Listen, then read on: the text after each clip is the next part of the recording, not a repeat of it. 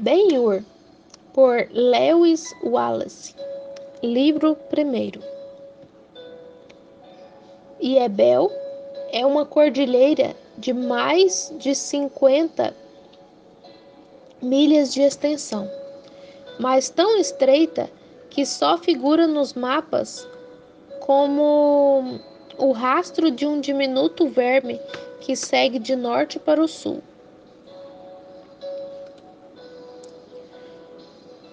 Dos seus cumes apenas se vê o deserto da Arábia,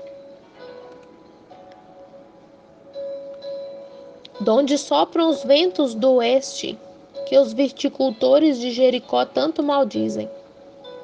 As faldas da cordilheira do Iebel estão cobertas por uma espécie de capa arenosa depositada pelo Eufrates e destinada a formar uma linha divisória entre as pradarias de Moabe e de Amnon, que noutro tempo faziam parte do deserto. Iebel significa leito de muitos arroios, que, interrompendo a via romana, formavam sulcos pelos quais, na estação chuvosa, corriam pequenos ribeiros que iam desaguar no Jordão ou no Mar Morto. Um desses arroios formava o leito do rio Jabloque, por onde, certa manhã, muito cedo, caminhava um viajante que, na aparência, não teria mais de 45 anos. A sua barba, que noutro tempo seria de um castanho muito escuro, ainda conservava muito da sua beleza, caindo-lhe já grisalha sobre o peito. O seu semblante, escuro como chocolate, era em parte envolvida por um vermelho kufiek, nome que ainda hoje os filhos do deserto dão aos lenços que lhes cobrem a cabeça. De quando em quando levantava os olhos, que eram escuros e grandes. Trazia aqueles fatos tão comuns no Oriente, do qual não se pode fazer uma descrição detalhada, porque estava oculto por um pequeno palanquim colocado sobre o dorso de um camelo branco gigantesco. O animal chamava atenção pela cor e pela envergadura do seu corpo, pela grandeza dos pés, a musculatura, o pescoço longo, delgado, arqueado como o dos cisnes, a ponta do focinho muito distanciada dos olhos e afilada. O seu passo lento, cauteloso, seguro, denotava o seu sangue sírio, absolutamente incomparável. Quando o camelo atingiu a desembocadura do arroio, o viajante encontrava-se para além dos confins do El-Beca, o antigo Amon. Na sua frente tinha o sol encoberto pelos vapores da neblina e o deserto interminável. Não as regiões arenosas onde sopra o cimo, mas as regiões onde a verdura é menos frequente e onde o terreno está semeado de penhascos e de pedras cinzentas e negras. Espinheiros, carvalhos e outros arbustos tinham ficado para trás, quase alinhados e em grupo, como se tivessem chegado até ali e depois se tivessem detido a contemplar a árida planura, temerosos, sem terem coragem para se aventurar ao longo dela. O camelo parecia seguir uma determinada direção, guiado pela mão do homem. O palanquim oscilava, subia e descia como uma nave, à mercê das ondas. Mas o viandante, protegido pelo seu toldo verde, parecia não dar por nada do que se passava em seu redor. Os seus olhos fixos, imóveis, pareciam entregar-se a um tranquilo sono. Homem e animal avançavam como se fossem dirigidos por uma mão invisível. Pelo espaço de 2 horas, o camelo caminhou em direção ao oriente, e o viajante nunca mudou de posição, nem olhou para a direita ou para a esquerda. Agora tudo era estéril e árido ao redor. A própria areia endurecera e formava uma ligeira camada que estalava a cada passo do camelo. O Iebel tinha desaparecido na distância e parecia estar-se no leito de um oceano sem limites. Ao meio-dia, o camelo parou e espontaneamente emitiu um lamento, como que a pedir compaixão. O dono sobressaltou-se, como se acordasse de um longo sono. Levantou as cortinas do Udade, olhou o sol, examinou a região em todos os sentidos, minuciosamente, como que para determinar a sua posição. Por fim, satisfeito com o exame, respirou a plenos pulmões e agitou a cabeça como que a dizer: por fim. Depois cruzou a mão sobre o peito, inclinou a cabeça e orou em silêncio.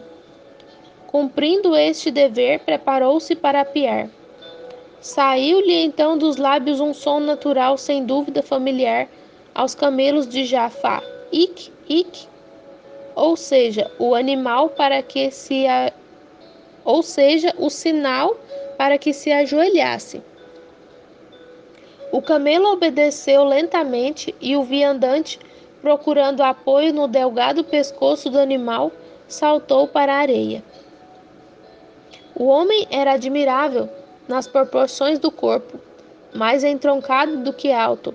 A fronte era baixa e espaçosa, o nariz adunco, os olhos em forma de amêndoa, os cabelos abundantes e crespos desciam-lhes pelas costas em muitas tranças e davam-lhe um aspecto original.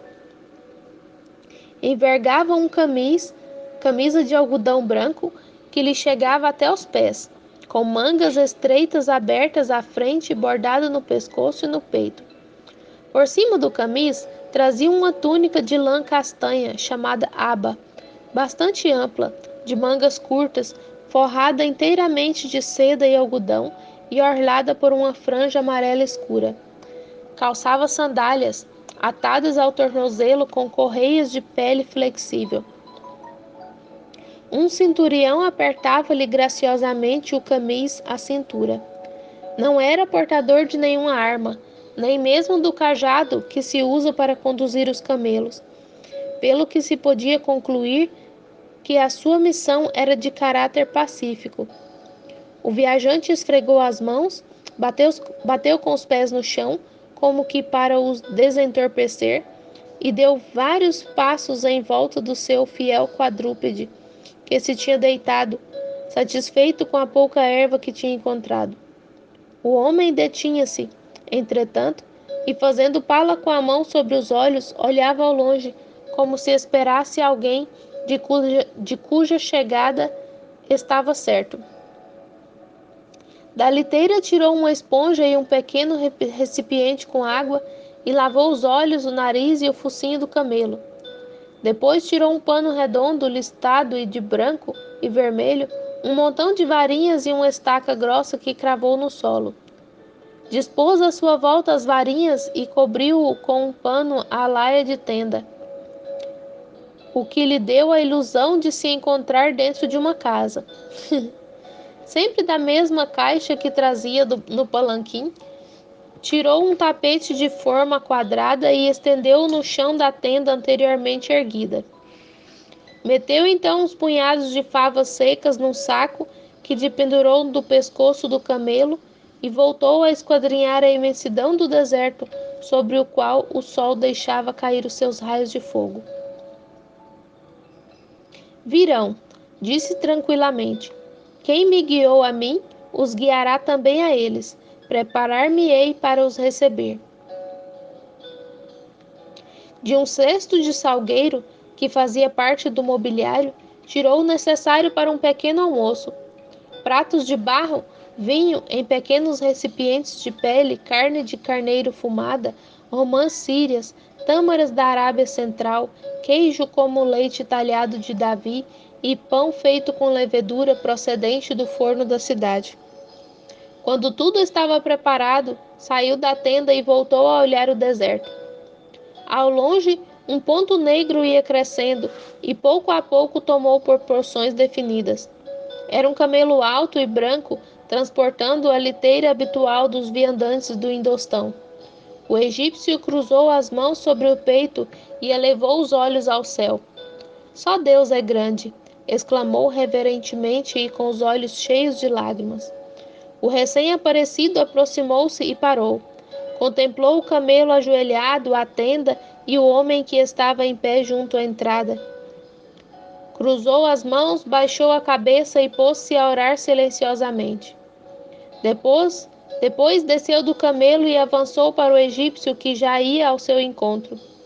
Durante um momento olharam-se fixamente, depois abraçaram-se e ambos puseram o braço direito sobre o ombro esquerdo do outro e a mão esquerda em volta da cintura, encostando ao mesmo tempo o queixo primeiro sobre o ombro esquerdo, depois sobre o direito. A paz seja contigo, ó servo do verdadeiro Deus, exclamou o estrangeiro. Bem-vindo sejas, ó irmão, na fé verdadeira. E a paz seja contigo também, replicou fervorosamente o egípcio. O recém-chegado era um homem alto e magro, de cara grande, olhos encovados, cabelo e barba brancos e testa bronzeada, cor de canela. Não trazia armas e vestia como os índios. Cobria-lhe a cabeça um xale que caía sobre o pescoço em pregas muito marcadas. Envergava uma túnica curta que deixava entrever uns calções compridos apertados no tornozelo. Em lugar de sandálias, calçava uns tamancos de pele vermelha, terminados em bico. À exceção disso, vestia da cabeça aos pés de branco. O seu porte era imponente, o seu ar arrogante e severo. Só Deus é grande, exclamou, desfazendo o abraço. Benditos sejam os que o servem, replicou o egípcio. Mas esperemos, acrescentou. Esperemos, o nosso companheiro já aí vem. Voltaram-se para o norte, donde viam um terceiro camelo, tão branco como o deles, e que avançava baloiçando como um navio no mar alto. Esperaram, junto um do outro, silenciosos, até que chegou o viajeiro, que se apeou e se adiantou ao encontro deles. A paz seja contigo, meu irmão, disse abraçando o índio. E este replicou: faça-se a vontade de Deus. O último viajeiro em nada se parecia com os amigos. Era mais magro, de tez branca, uma mata de cabelos ondulados coroava-lhe a cabeça e os seus grandes olhos negros denotavam uma inteligência, natureza sincera e caráter varonil. Tinha a cabeça descoberta e também não trazia armas. Devia ter mais de 50 anos, mas não os aparentava. A idade apenas imprimira certa severidade à sua fisionomia e certa moderação às suas palavras, mas não lhe enrugara o rosto, nem branqueara os cabelos. Se não nascera em Atenas, pelo menos os seus antepassados deviam ter sido gregos. Quando deixou de o abraçar, o egípcio exclamou com voz trêmula: Deus fez-me chegar primeiro. Sou, pois, o escolhido para servir de anfitrião aos meus irmãos. A tenda está armada e a mesa posta. Deixai-me, pois, cumprir o meu dever. Pegou-lhes pela mão e fez-lhes entrar. Tirou-lhes as sandálias, lavou-lhes os pés e deitou-lhes água sobre as mãos, que depois eles secaram com toalhas. Depois dele próprio lavar também as mãos, acrescentou: cuidemos agora das nossas pessoas, ó irmãos, como o exige o nosso dever. Comamos para recobrarmos as forças necessárias para levar a bom termo a nossa missão. Enquanto comermos, dar-nos-emos a conhecer mutuamente. Cada um dirá o seu nome, a sua pátria e os seus propósitos. Acompanhou-os ao lugar que lhes destinara e fê-los sentarem na sua frente. Este encontro produzia-se no ano de 747 da fundação de Roma e no mês de dezembro, e o inverno reinava na região do Mediterrâneo Oriental. Nesta época, todo o que atravessa o deserto não pode passar muito tempo sem sentir grande apetite.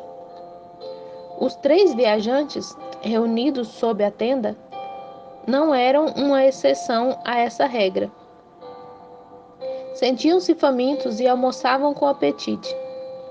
Uma vez saboreado o vinho, começaram a conversar.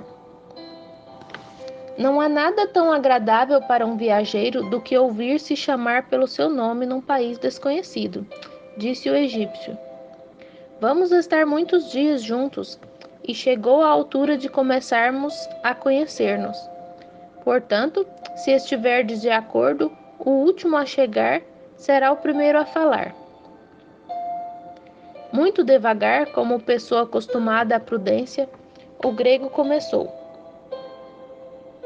O que tenho para vos dizer, ó irmãos, é tão estranho que não sei por onde começar. Ainda não cheguei a compreender-me a mim mesmo, mas estou certo de que o que faço é o que o mestre quer. Deteve-se enquanto seus companheiros, como ele, baixaram os olhos. No Oriente, acrescentou, pondo fim à pausa, existe um país que jamais poderá ser esquecido. O mundo deve-lhe muitíssimo, e poder satisfazer as dúvidas é coisa que proporciona aos homens grande prazer. Não falarei de belas artes, de filosofia, de oratória, de poesia ou de guerra. Ó, meus irmãos, a sua glória brilhará esplendorosamente e por seu meio. Aquele que procuramos será conhecido em toda a terra. O país de que vos falo é a Grécia. Eu sou Gaspar, filho de Cleonte, ateniense. Os meus antepassados dedicaram-se inteiramente ao estudo, e deles herdei a mesma inclinação. Dois dos nossos filósofos, os maiores, ensinam: um, que existe uma alma imortal, o outro, que há um Deus único, infinitamente justo. Eu escolhi as teorias destes dois filósofos como as únicas dignas de atenção, porque me parecia que podia existir uma relação desconhecida entre Deus e a alma. Sobre este tema, a mente pode discutir até certo ponto, mas depois encontra uma barreira intransponível, chegada à qual nos vemos obrigados a pedir ajuda. Assim fiz, mas não obtive resposta alguma. Desesperado, afastei-me da cidade e das escolas. O índio deixou transparecer um sorriso de aprovação. Em Tessália, prosseguiu o grego, existe uma montanha famosa chamada Olimpo, conhecida como a morada dos deuses, onde habita Zens, considerado pelos meus compatriotas como o Deus Supremo. Subia e no seu topo encontrei uma caverna, na qual me detive, entregando-me a uma meditação, da qual esperava uma revelação. Crendo num Deus invisível e onipotente, esperava, uma vez a ele entregue, este me desse a sua ajuda. E ele respondeu, exclamou o índio, levantando as mãos da peça de seda sobre a qual estava ajoelhado. Escutai, irmãos, disse o grego, acalmando-se com dificuldade. A porta da minha eremita ficava sobranceira ao mar de Salônica. Um dia, de uma embarcação que navegava não muito distante dali, vi cair um homem ao mar. Nadou até a margem, recolhi-o e cuidei dele. Era um judeu muito versado na história e nas leis do seu povo.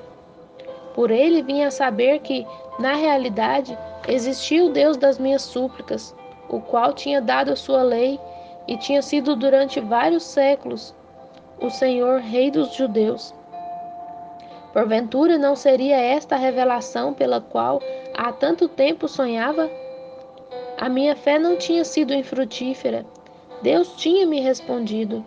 O homem que me tinha sido enviado não ficou por aqui nas suas revelações. Acrescentou que os profetas declararam que Deus voltaria, que se esperava, de um momento para o outro, a sua chegada em Jerusalém. O grego deteve-se e o seu semblante enevoou-se. É verdade, disse, depois de uma pausa. É verdade que aquele homem me informou que, assim como Deus e a sua revelação de que me falava, só tinha sido feita para os judeus. Assim seria da segunda vez. E não acontecerá nada para o resto do mundo? Perguntei. Não, respondeu-me altivamente. Não, nós somos o seu povo escolhido. Mas a sua resposta não me desencorajou. Por que razão um Deus semelhante havia de limitar o seu amor, a sua bondade, a um só reino e a uma só raça? Quando o judeu partiu e me encontrei novamente só, elevei ao céu nova súplica, que me fosse permitido ver o rei e adorá-lo. Uma noite, sentado à porta do meu retiro, tentei meditar sobre os mistérios da existência. De repente, no mar que se estendia a meus pés, ou antes, na escuridão que cobria sua superfície, vislumbrei uma estrela que começava a brilhar. Despontava lentamente, foi-se acercando e deteve-se na colina, sobre a minha porta, de modo que a sua luz me banhava em cheio. Prostrei-me, adormeci e ouvi no meu sonho uma voz que me dizia: Gaspar, a tua fé triunfou. Bendito sejas. Com mais duas pessoas vindas das mais distantes regiões da terra, verás aquele que há de vir. Serás testemunha da sua vinda, e em qualquer ocasião darás fé disso. Levanta-te cedo amanhã e vai ao seu encontro, confiado no Espírito que te guiará. Ao raiar da aurora despertei, abandonei as minhas vestes de eremita e vesti-me com os meus trajes antigos. Com o dinheiro que tinha levado comigo da cidade, embarquei num barco que me levou a Antioquia. Ali, adquiri um camelo, parei em Emeso, em Damasco, Bóstia e Filadélfia, até chegar aqui. A minha história, irmãos, acaba aqui. Permitam-me que agora escute a vossa. O egípcio e o índio entreolharam-se. A um sinal do primeiro, o outro inclinou-se e principiou o relato. O nosso irmão falou perfeitamente. Oxalá as minhas palavras sejam tão sábias como as suas. Interrompeu-se, refletiu um pouco e prosseguiu. Podeis chamar-me, irmãos, pelo nome de Belchior. Falo-vos numa língua que, se não é a mais antiga do mundo, foi a primeira a ser escrita, o sânscrito. Sou hindu pelo nascimento. O meu povo foi o primeiro a trilhar o caminho da sabedoria, o primeiro a dividi-la em diferentes ramos da ciência, o primeiro a embelezá-la. Suceda no futuro o que suceder, os 4 Vedas devem ser conservados, pois as primeiras fontes da religião e da cultura do espírito, pois são as primeiras fontes da religião e da cultura do espírito. Nasci Brahmani. Por isso, a minha vida foi sempre regida por leis, mesmo nos atos mais insignificantes até agora. O meu primeiro alimento, o meu batizado, a primeira vez que vi o sol, a minha consagração na primeira ordem, foram celebrados com leituras sagradas e com rígidas cerimônias. Não podia andar, comer ou dormir sem o risco de violar alguma lei. Segundo os graus de culpa, a minha alma foi de um céu a outro, ou era condenado a converter-me na vida de um verme, de uma mosca, de um peixe ou de um nécio. A recompensa pela perfeita observância era a felicidade ou a absorção do seio de Brahma, que mais do que uma existência era o descanso absoluto.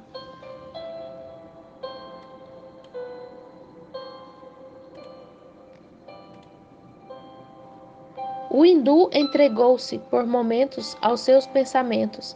Depois prosseguiu. O término do primeiro período da vida de um Brahmani é a sua vida de estudante. Quando já estava preparado para entrar no segundo, ou seja, Quando chegou o momento de me casar e de constituir família, a minha alma debatia-se com dúvidas, chegando a duvidar da existência de Brahma. Numa palavra, eu era um herege. Apesar das trevas em que eu me encontrava, tinha descoberto uma luz lá no alto e ansiava por servir-me de tão poderosa chama.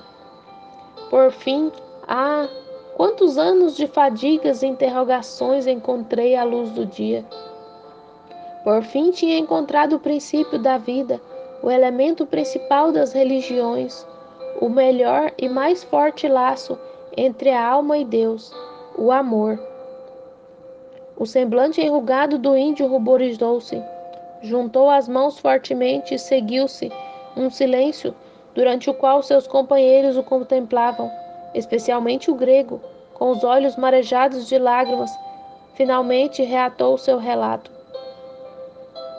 A ilha de Ganga situa-se no lugar em que as águas do Ganges se sepultam no Oceano Índico.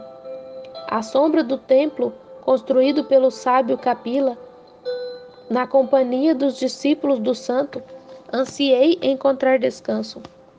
2 vezes ao ano ocorriam peregrinações hindus, e a miséria das gentes fez aumentar o meu amor. Combati ardentemente o impulso de falar, porque uma só palavra contra Brahma ou contra a trindade dos sutras tinha sido a minha perdição.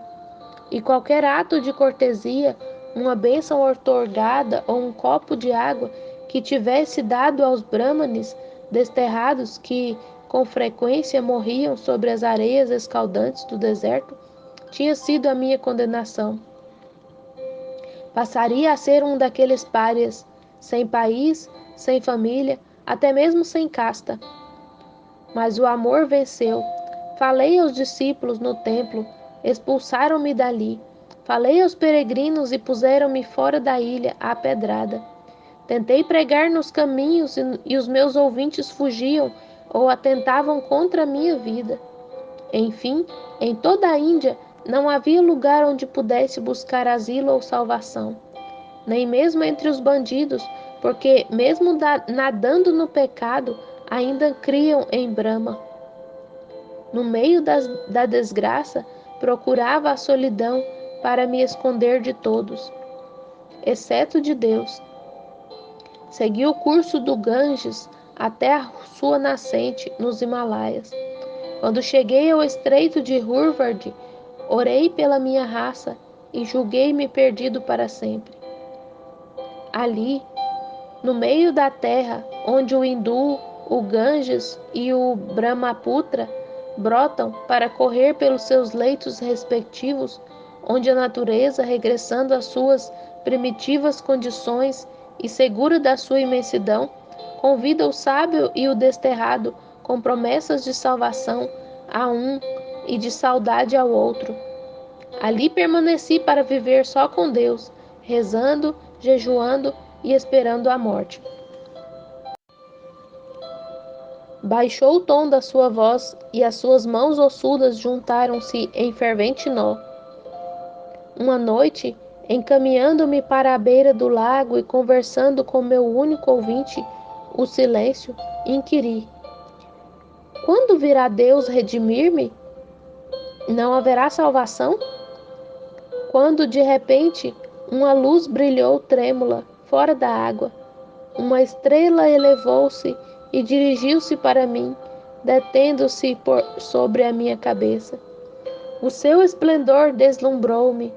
Enquanto jazia no solo, ouvi uma voz infinitamente suave: o teu amor venceu.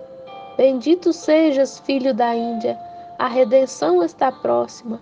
Verás o Redentor, juntamente com mais 2 pessoas, vindas dos extremos do mundo, e serás testemunhas da sua vinda. Amanhã muito cedo, levanta-te, vai ao encontro destas 2 pessoas, e põe toda a tua fé no Espírito que te guiará. E desde então, a luz permaneceu comigo, anunciando-me a presença do Espírito. Na manhã seguinte, regressei ao mundo habitado. Cheguei a Ispahan, Comprei um camelo e dirigi a Bagdá sem esperar pelas caravanas. Viajei sozinho, mas sem temor, porque o Espírito estava e ainda hoje está comigo. Veremos o Redentor, falar-lhe-emos, adorá-lo-emos. Esta é a minha história.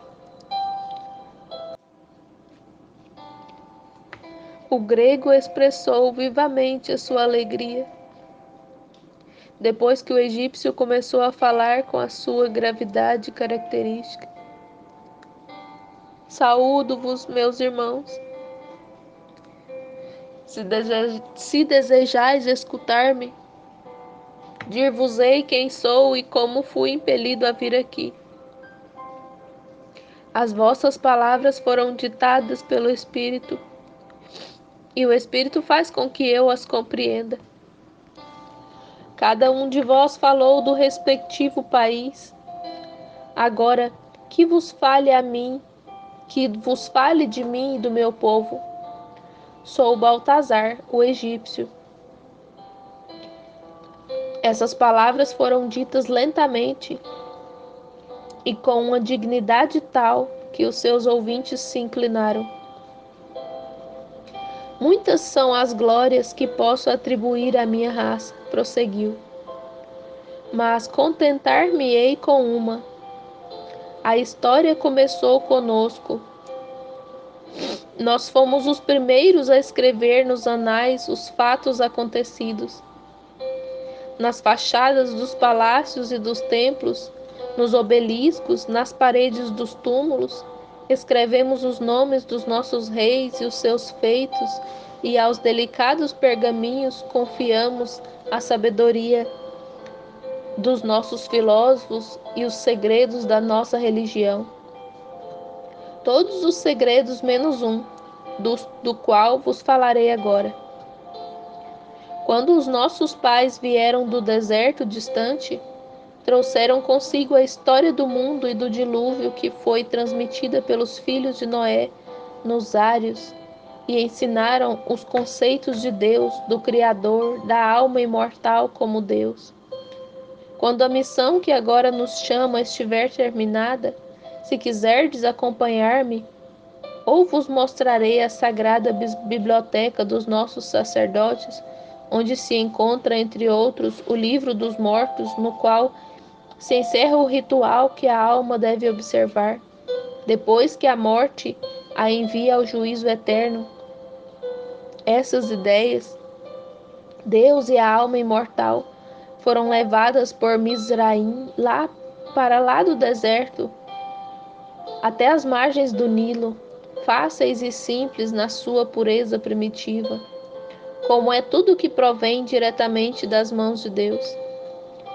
Assim era também o primeiro rito, um hino e uma prece adequada a uma alma satisfeita, cheia de esperanças e enamorada do seu Criador. Ao chegar aqui, o grego ergueu as mãos e exclamou: "Oh, a luz entra-me pelos olhos." E também a mim, disse o hindu com igual fervor. O egípcio olhou-os bondosamente e depois prosseguiu. Nasci em Alexandria, príncipe e sacerdote. Recebi uma educação que em breve me desgostou. Parte da fé que se me impunha era que depois da morte, uma vez destruído o corpo, a alma havia de começar a subir lentamente até a mais alta e última existência, e isto com completa independência da vida levada na terra. Se, conforme me ensinara o meu mestre, Deus era justo, por que não havia distinção alguma entre os bons e os maus? Finalmente cheguei à conclusão de que a morte era apenas o ponto de separação entre os maus, que eram abandonados e castigados, e os bons, que eram elevados a uma vida mais nobre. Esta descoberta levou-me a outra pergunta: por que deve a verdade ser considerada como um segredo para consolo egoísta dos sacerdotes? Motivo para esse segredo não havia. A filosofia, pelo menos, permite-nos a tolerância. No Egito, tínhamos Roma em lugar de Ramsés. Um dia, preguei no bairro mais belo e mais populoso de Alexandria, perante um público do Oriente e do Ocidente. Preguei acerca de Deus, da alma, do justo e do mal, do céu que é a recompensa das almas virtuosas. Vós, Belchior, fostes apedrejado. Os meus ouvintes primeiro surpreenderam-se, depois romperam a rir. Falei de novo e tornaram-me alvo de insultos. Ridicularizaram o meu Deus e escureceram o meu paraíso com seu escárnio. Meditei longamente sobre qual poderia ser a causa do meu fracasso. Subi o curso do rio a uma jornada da cidade e encontrei uma aldeia de pastores e agricultores.